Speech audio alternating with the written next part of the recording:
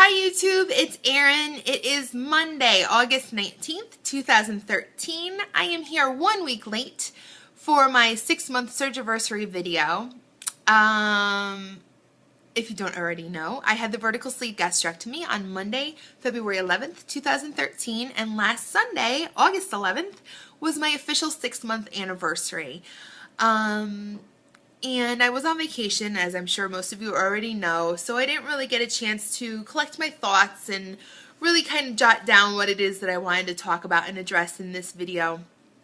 So I gave myself the week, and after I returned home this past weekend, I just kind of sat down and went through just some old journal entries that I had made, and like I said, just kind of collected all my thoughts on what I wanted to address and all that good stuff. So here I am.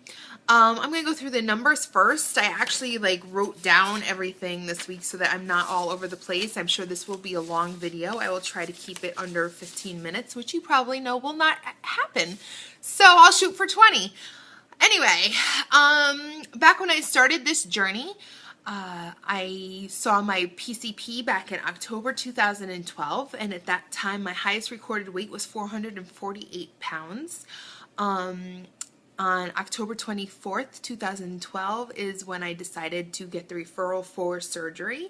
At that time, my blood pressure was too high for my PCP to refer me to the surgeon, so she had to put me on a course of medication at that point to try to get my blood pressure down.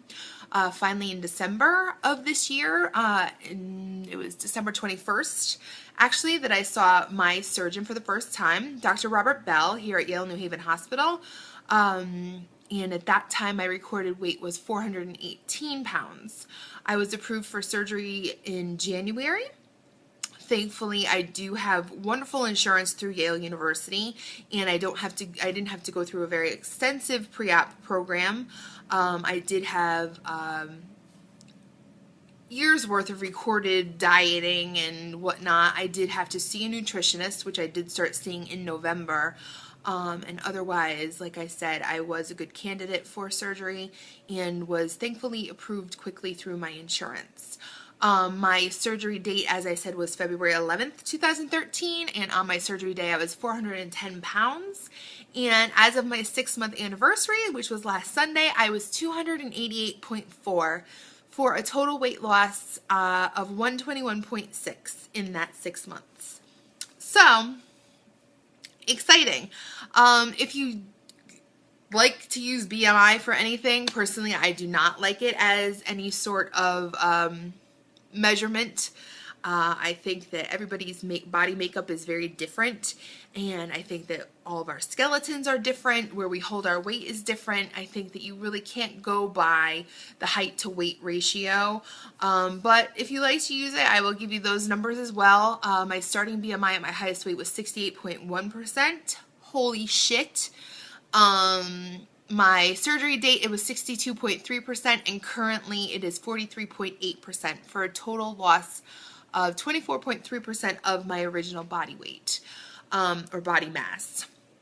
The BMI is a body mass index, if you don't already know. Now you know.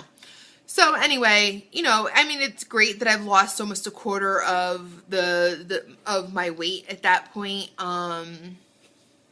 Like I said, I don't really like to use the BMI as any sort of calculation. I work in the healthcare field. I know what has to be issued to some of the insurance companies, and I personally think that it's just a way for the government to have kept track of the obesity epidemic in this country, and it's not really a good way to really calculate anything.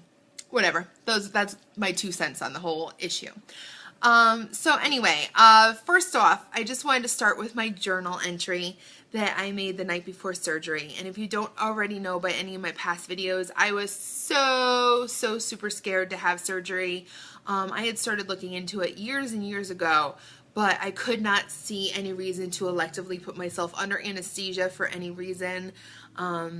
I thought that I could lose weight on my own, which I have tried and I have accomplished, and I have gained it back and all that other nonsense, which I'm sure most of you have all gone through as well. But it was a breaking point last year when I did decide to go move forward with surgery. And it actually wasn't until I did meet with my surgeon, and I met him at a support group in October, and it was at that time that I really started to feel more comfortable with the decision. And the rest is history at this point.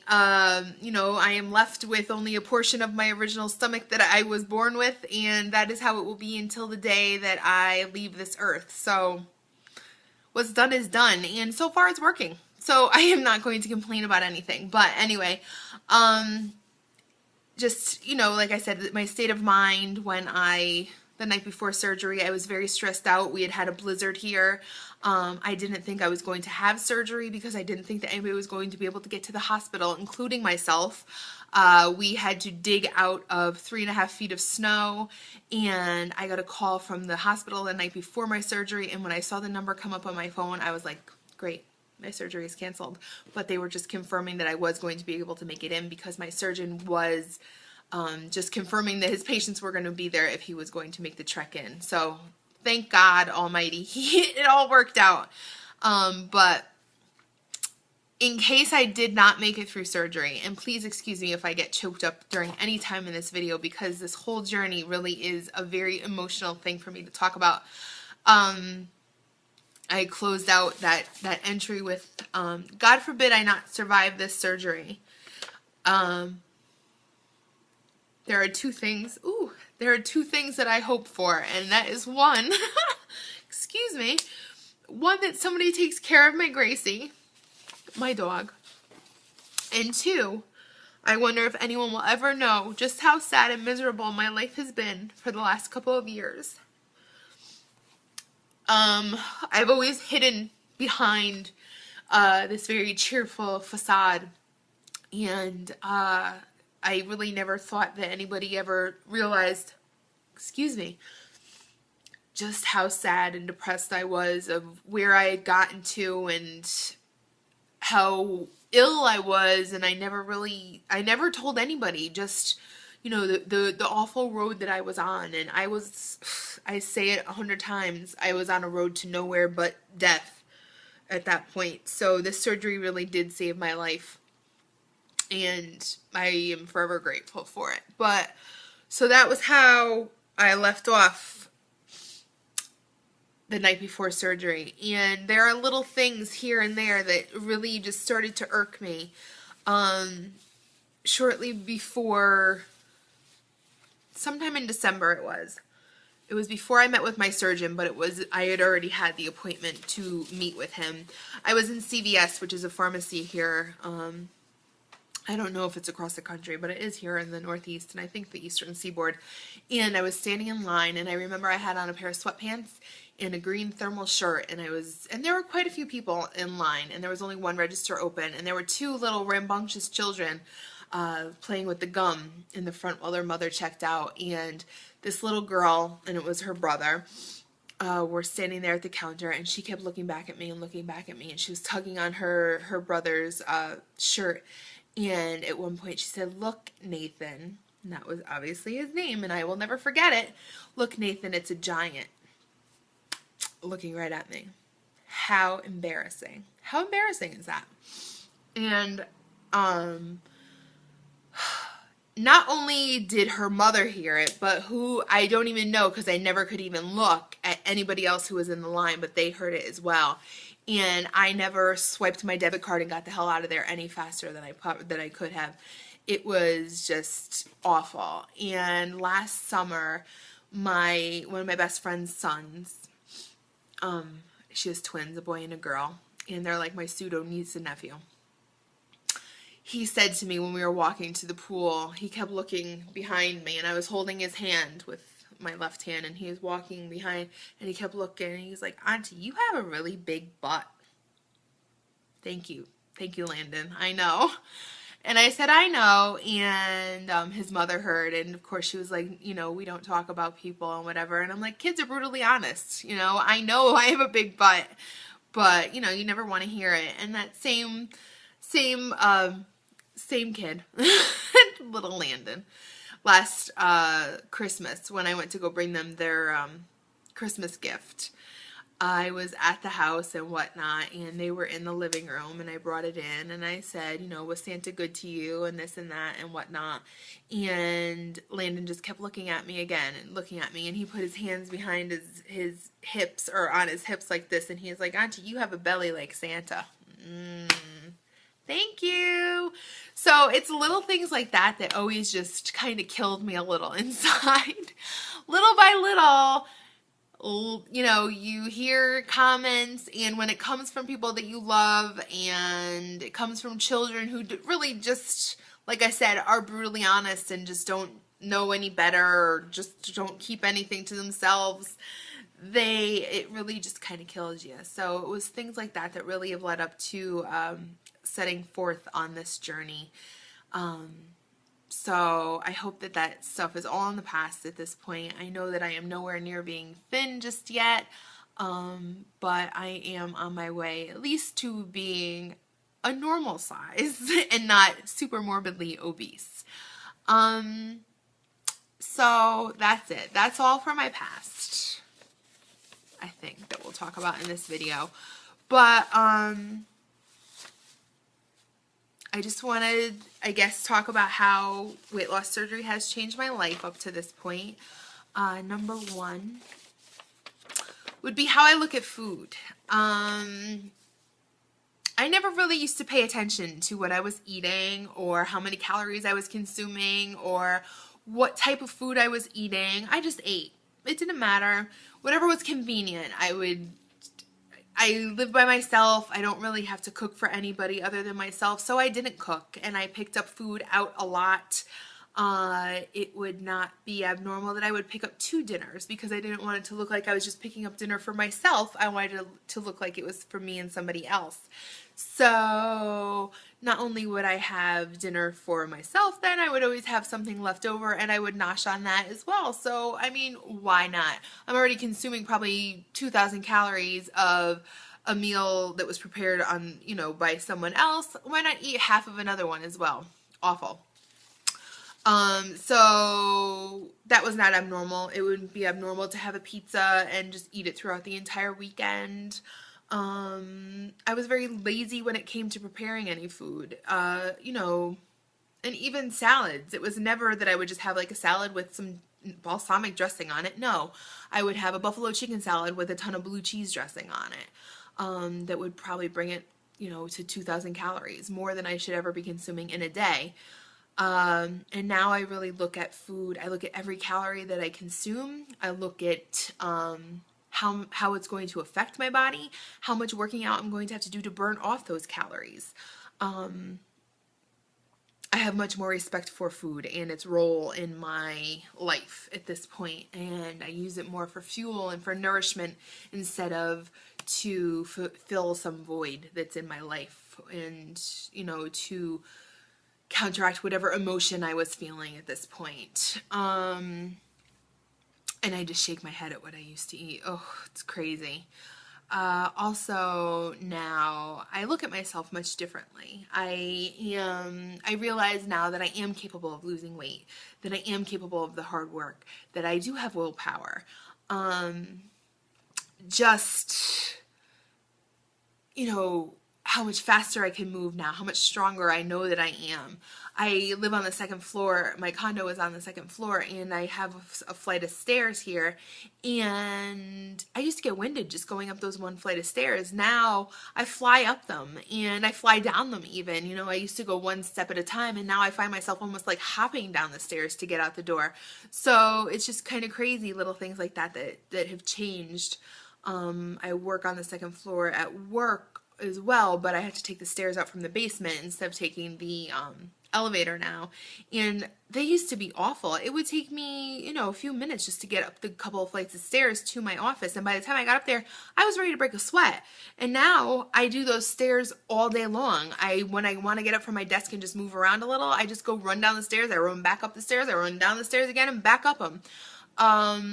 You know, I don't stay away from stairs. I don't take the easy route. I don't take an escalator anymore. I don't take an elevator. If there's stairs available, I will take them. I have to go over to the hospital quite often And even there, you know, I'm always taking the flights of stairs, and as you can imagine, they're not just, you know, 12, 13 steps like a normal staircase. They're like 20 steps, go across the little landing, and then up another 20 steps. So little things like that that really just amaze me. I found myself becoming quite the hermit. I didn't want to go out anywhere. I didn't want to be seen. I didn't want to be judged, anything like that. I was sick of comments coming from people. I was sick of just the judgment in their eyes when they would look at me. So I found myself just kind of being very seclusive and staying inside and not wanting to go out with my friends anymore. And all that really has changed. I have much more confidence in myself. And like I said, I know that I'm not anywhere near being slender or anything like that, but I know that I look a lot different than I did 6 months ago. And, you know, 120 pounds is a lot of weight. And I still have another 100 to lose, but it will come off. And, you know, by this time next year, I hope to be sitting here with my 18-month Surgiversary video and telling you that I have met my goal. So cross fingers, I will work hard to do it, and, you know, I will get there eventually. My physical restrictions are slowly diminishing. They are not all completely gone, but, you know, like I said, I can walk much further. I can walk much faster. I used to only put in about a mile in a half an hour, and now I get in almost 2 miles in a half hour. I can do almost 4 in under an hour. So it's really, and that's with some jogging in there. I can't walk, but you know, I still am moving almost 4 miles an hour, and it's mostly walking. It really is. I mean, my jogging, I'm starting to pick up a little, but it's certainly not consistent. So I only jog for a little while. It's like usually like 30 seconds to a minute, and then I walk, jog, walk, whatever. But I can now sit in, when I was on vacation, I realized that I was sitting in a chair that had arms on it and my legs weren't even touching. And that is crazy to me, because I always either used to have to kind of prop myself at the end of a chair that had arms, or I would sit there very uncomfortable. When I told you a couple weeks ago in my video how I would go into a concert that I sat in the chair and it didn't even bother me. And those are just little things that you never realize how much they impact your life until you don't have to deal with them anymore. And even like fitting into smaller spaces, like if you're walking through a parking lot and you have to squeeze between cars, I would look and be like, ooh, am I going to fit between there? I don't even think about that anymore, because I know that I will just kind of maneuver through it, unless cars are really close together, obviously. But you know, who is going to fit in a small space like that? Those are just little things in life that you really just kind of take for granted if you've never had to live in an obese body. And it's great to not have to worry about it all the time, to have that anxiety weighing down on you all the time. But all around, you know, I have just such a better sense of myself and what I can achieve and what I can accomplish. And I know now mentally I'm in a much better state to get there, and I will get there eventually. I don't know how long it will take, but I am not stopping until I reach my goals. So that's that. Just some NSVs for the past couple of months. I'm not completely rid of, but my moon face. I always joke that I had a little man, or not a little, but a man in the moon face. I've always had a round face. Even when I was a baby, it was always round, but it was just so fat. I look at pictures of my face from when I went out in January with my friends, and I am embarrassed that I was even out looking the way that I looked. And it's funny, when I came home the other day, I was going to my bedroom down the hallway, and I have frames lining the hallway of pictures of my family and myself and my friends and whatnot. And I saw a picture, and I'm like, oh my God, I hardly even recognized myself, honestly, because my face was just so round. And when I was on vacation, I had to show my driver's license to get into one of the bars I went to, and the guy kept looking at it and looking at me and looking at it and looking at me, and I'm like, it is me. You know, I just was a hell of a lot heavier in that picture. Oh, this is just funny, but I don't know if anybody else has ever had an issue with getting down onto and up from the floor, but I used to have such a tough time getting up from like being seated on the floor. First of all, I could never sit on the floor because I couldn't sit Indian style. So I was always sitting there like with my legs sprawled out. And then how do I flip myself around to get up? It was awful and probably a sight to be seen. But it's funny how now when I go down to the floor to do exercise and whatnot, how much quicker I can pop back up. I'm still trying to master a burpee. I have not yet, but I will do it. You know, oh, I'm sorry, that's my mother calling. No, I'm not going to answer it. Anyway, so like I said, I'm trying to master the burpee at this point, and it is you get down, you kick your legs out, come back up, whatever. Look it up online, you'll see. Another funny thing is just the space between me and the steering wheel at this point. I kind of joked right after surgery when I got in the car because my stomach used to touch the steering wheel. I was like, ooh, look, I could pass my hand through. Well, now my seat in my car automatically moves me to where I need to be for my feet to touch the pedals. And it's funny when I turn on the car how much my seat A has to move up, but B, I still have so much room between me and the steering wheel at this point that I'm like, oh my God, not only has my seat moved, but there's also still like 6 inches here. So it's quite amazing to see that. And you know, just sitting down and like not seeing this big belly in front of you anymore, it's crazy to me. It's crazy, but you know, it just kind of makes me smile and makes me all warm and fuzzy. Let's see what else. My sister, she ran into one of our old friends over the weekend, and he had seen a picture of me on Facebook, and she told me yesterday how he just couldn't stop talking about how amazing I looked. You know, most of my friends here I go, but most of the people that I've hung out with since I turned 21 and since I started going out to bars and whatnot, they've only known me to be heavy. Nobody ever knew me but, you know, to be over 300 pounds, that's for sure. So anybody who sees me now, just they can't get over it. Nobody, like I said, or like I've told you all in the past, nobody has really seen me be thin, and nobody knows that I've had this surgery. So, you know, everybody's under the same assumption that I'm just working out and eating right and whatnot, which again, it is the truth. I just have a tool helping me along the way. Smaller clothing, I mean, that's for all girls who love clothes and shoes. You know that it's great that we can go into a lot of different stores now. We're not limited to just 2 stores or shopping online for larger clothes and whatever. So to be able to fit into small clothes is awesome. Over vacation, I was looking at my legs in the beach chair, and I like don't even recognize them anymore. My thighs have gotten so small in comparison to what I remember. It's just crazy to me. Like the skin is starting to sag and look a little wrinkly, but to see them, like I can't get over it. Can't.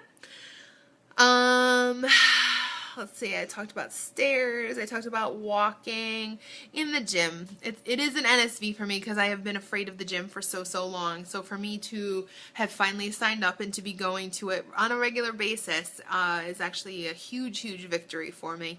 And I have started not to feel as awkward there. I still have some moments where I'm always looking around, seeing who's watching, but nobody really pays attention. They're all there to do the same thing I am, and that's to work out and to get it done and get the hell out the door. So it's great.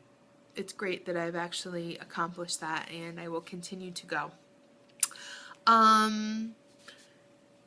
there any bad sides to the surgery? Not really. My biggest issue has been my hair loss. I have lost a lot of hair, and I'm still continuing to lose a lot of hair. I washed my hair sometime last week, and it honestly looked like I just like pulled a clump of hair out. I was like, what is this? I don't know what is going on. I did buy some shampoo that I am going to start using this week that hopefully is going to help. I don't know what it is. I am taking my vitamins. I am eating, I'm getting all my protein in, but I am still continuing to lose it. But, what are you going to do? If it gets really bad, I'll get extensions. The excess skin, it's an issue, but, I would rather have flabby skin, which, look, than having it filled with fat. So, whatever. And if the day comes that I choose to have surgery, I choose to have surgery. Thankfully, I'm sorry, my bra is coming out. My insurance is not too awful with covering at least abdominoplasties. My arms are probably going to be an issue that I'm going to have to address on my own. I am trying to work them out as much as I can to at least try to get a good amount of muscle, which I do have some muscle. But what are you going to do about these bat wings? Ugh, whatever. I do have a bit of body dysmorphia still. I don't always look at myself and see a thinner person. Like I said, am not thin, but I still kind of sometimes see myself as that 400-pound person still. And I look at clothes and I'm like, ooh, I can't wear that. But everybody says with time that hopefully that will start to go away. And sometimes when I see pictures of myself, I do say, oh, I do look different, but sometimes in the mirror, not so much. My posture, I do find that I'm hunching quite a bit, that I am sitting hunched over like this, just trying to kind of still hide everything here. And it's something that I'm trying to work on, and that doesn't go for everybody. It's just a con in my life. And my biggest issue has always been just the not drinking right after I eat. It has been the biggest, well, not the biggest, but one of the biggest things, hardest things for me to adjust to. I've always had a drink by my hand. This is just water, but I just want to grab a drink and like wash down everything that I've eaten. So it has been just hard for me to adjust to, but I have gotten used to it. It's just still, it's a habit that had to be broken. Do I have any regrets? 2. 1, I should never have waited so long to have surgery. Never, ever, ever. Had I done this years ago like I wanted to, I probably would have never have been diagnosed with diabetes. I would be in a much different place right now. Who knows? I just wish that I looked into it earlier and that I did meet my surgeon earlier, because like I said, he was just a wonderful, wonderful man, very caring. He cares a lot about his patients and their progress and all that. And had I looked into it when I started even thinking about surgery and met Dr. Bell at that point, I probably, like I said, would have done it much earlier. But there's a time and place, and you just kind of have to follow fate. And I have to believe that it was my time this year to have it done, and I can't look back, can't go back and change time or anything. And my other regret is just that my first couple months, maybe I wasn't exercising as hard as I could have, and pushing myself. I think I was always just scared that I was going to hurt myself and whatnot. And I think I know, especially in like months 3 and 4, that I probably could have pushed myself just a little bit harder than I was. And now I know, and I am getting in quite a bit of vigorous activity throughout the day, so that is all good. And I'm already at 28 minutes. Holy Jesus. Alright, I'm going to stop this video, and I'm going to do my, no. Yeah, I'm just going to finish it now. Okay, so my advice for anybody looking into research or looking into weight loss surgery is to do your research. Look into the different types of surgery, what the pros and cons are of each different kind, and what's going to work best for you. Look on YouTube, look online, look in different forums, do your research, read different books and whatnot. That's all I have to say.